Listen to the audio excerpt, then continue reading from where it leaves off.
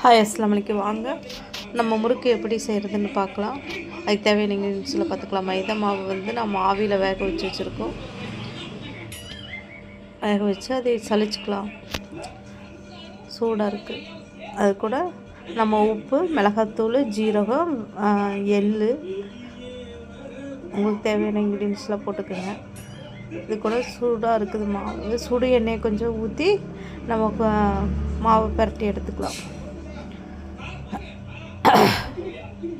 பிணைஞ்சதுக்கப்புறம் உனக்கு பத்தில் தண்ணி லைட்டாக தண்ணி தெளித்து பிணைஞ்சிக்கலாம்.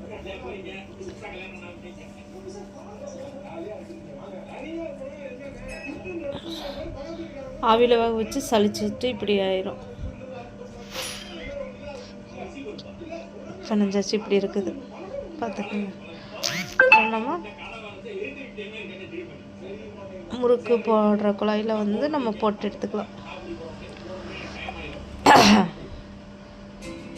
நான் இந்த டிசைன் எடுத்துக்கிட்டேன். ஓலப்பக்கோட முறுக்கு எண்ணெய் காஞ்சதுக்கப்புறம் நான் அப்படியே காய வச்சுட்டேன். காய்ஞ்சதுக்கப்புறம் நம்ம ஒவ்வொன்றா கொஞ்சம் கொஞ்சமாக போட்டு எடுத்துக்கலாம். அவ்வளோதான்.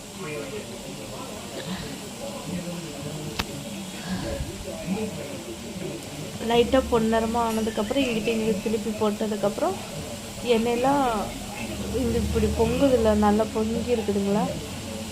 வெந்ததுக்கப்புறம் அந்த புஷ்ஷு அந்த இதெல்லாம் இருக்காது. இப்படி இருக்குது, நல்லா சாஃப்டாக இருந்துச்சு, நெய் முறுக்கு மாதிரி. நீங்களும் இது போல் ட்ரை பண்ணி பாருங்கள். அடுத்தது வேறு டிசைன் நம்ம ட்ரை பண்ணி பார்ப்போமா?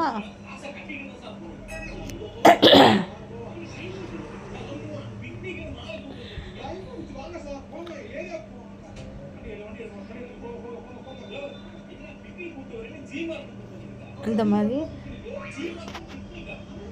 முறுக்கு நம்ம போட்டு எடுத்துக்கலாம். இந்த டிசைனில்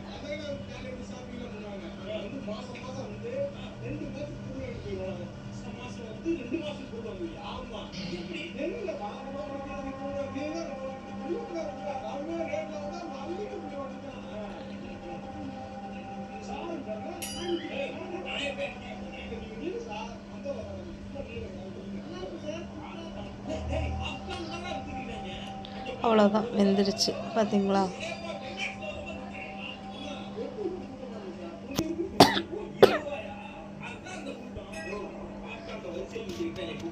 நம்ம குயிக்காக ரெடி பண்ணிடலாம். சாப்பாடு தொட்டுக்க மைதா மாவு மட்டும் இருந்தால் போதும். நம்ம வீட்டில் இருக்கிற தேவையான இன்க்ரீடியன்ஸ் வச்சு நம்ம செஞ்சுக்கலாம் குயிக்காக. நம்ம கடையில் போய் அவசரமாக வாங்கி சாப்பிடணும்னு அவசியம் இல்லை. இருக்கிறத வச்சு நம்ம செஞ்சு வரக்கத்தை சாப்பிடலாம் சந்தோஷமாக.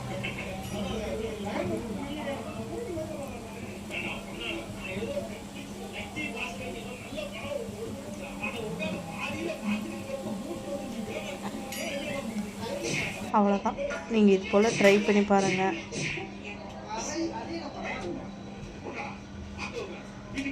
லைக் பண்ணுங்கள், ஷேர் பண்ணுங்கள், கமெண்ட் பண்ணுங்கள். ஜனாச்சமிர் சேனலை எப்படி இருக்குதுன்னு கமெண்ட்டில் சொல்லுங்கள். உங்களோட கமெண்ட்டுக்காக வெயிட்டிங்.